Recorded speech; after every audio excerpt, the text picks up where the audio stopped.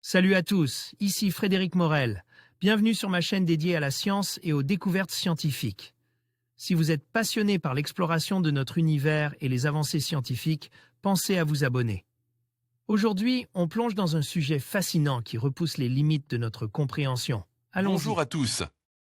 Aujourd'hui, je suis ravi de vous parler d'une avancée incroyable dans le monde de la science et de la gémologie. Nous allons explorer comment des chercheurs ont réussi à créer un diamant pour la première fois à température ambiante. Ce processus révolutionnaire pourrait changer notre compréhension des diamants et leur production. Restez avec moi pour découvrir les détails fascinants de cette découverte et ce qu'elle pourrait signifier pour l'avenir de l'industrie. C'est parti! Les diamants naturels se forment à 200 km sous terre à des pressions et températures extrêmes. Des chercheurs australiens sont parvenus à synthétiser deux formes de diamants sans chauffage grâce à des forces de cisaillement semblables à celles qui s'observent lors des impacts de météorites. Une voie vers la production industrielle de diamants industriels à bas coût. Notre expérience ressemble un peu à celle de Superman qui écrasait le charbon dans sa main pour le transformer en diamant. Souris. Jody Bradby, professeur de physique et d'ingénierie à l'Université nationale australienne, ANU. Son équipe a réussi l'exploit de créer des diamants plus vrais que nature en quelques minutes et à température ambiante. À l'état naturel, le diamant est un minéral forme à 200 km sous terre dans des conditions extrêmes, à des températures de l'ordre de 1300 degrés Celsius à 1400 degrés Celsius et des pressions de l'ordre de 75 tonnes par cm2. Les diamants de synthèse tentent depuis les années 1950 de reproduire ce processus en laboratoire. Une première méthode consiste à appliquer de très hautes températures et pression, jusqu'à 50 000 fois la pression atmosphérique. Pression atmosphérique et 1500 degrés Celsius à un mélange de carbone. La deuxième voie de synthèse est le dépôt chimique en phase vapeur, CVD, où la croissance opérée couche après couche à partir d'un substrat en silice ou en diamant. Dans les deux cas, les températures requises sont de plusieurs centaines de degrés et le processus est long et laborieux. Il faut plusieurs semaines pour fabriquer un petit lot de diamants de synthèse. Les chercheurs ont obtenu une rivière de diamants au milieu de la londalette. RMI la londalette, 58% plus dure que le diamant. Les chercheurs de l'ANU sont parvenus à créer deux types de diamants, des pierres de joaillerie classiques ou les atomes de carbone. Sont disposés en structure cristalline cubique et des diamants appelés londalettes où les atomes sont disposés en réseau hexagonal.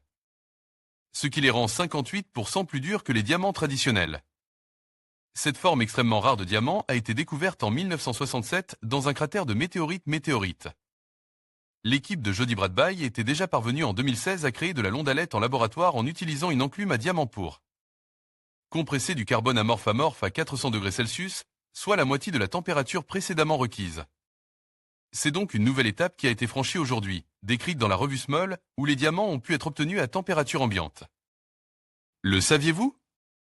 Des nanodiamants peuvent aussi être obtenus à partir de carbone trempe ou carbone Q, une forme cristalline du carbone découverte en 2015.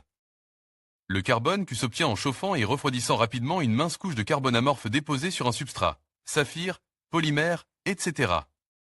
Un laser chauffe l'échantillon à 4000 K en quelques centaines de nanosecondes, ce qui fait entrer la couche superficielle du substrat en surfusion.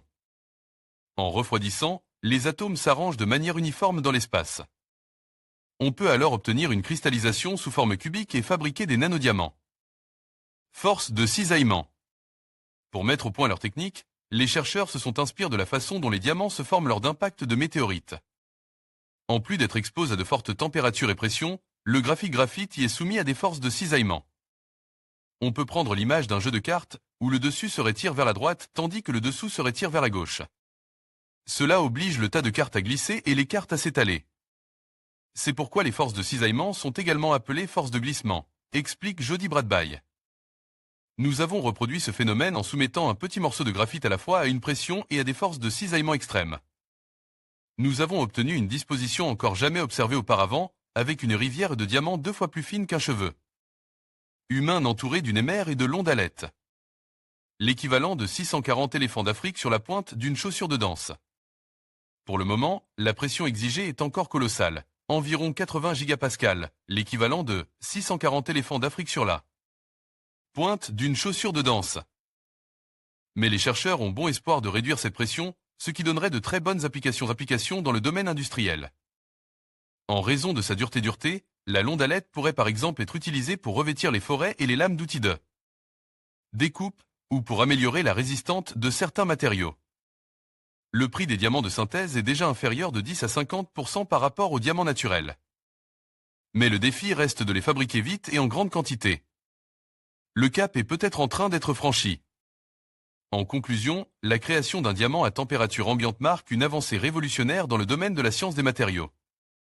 Cette innovation pourrait non seulement transformer l'industrie de la bijouterie, mais aussi ouvrir de nouvelles perspectives dans des secteurs tels que l'électronique et la médecine.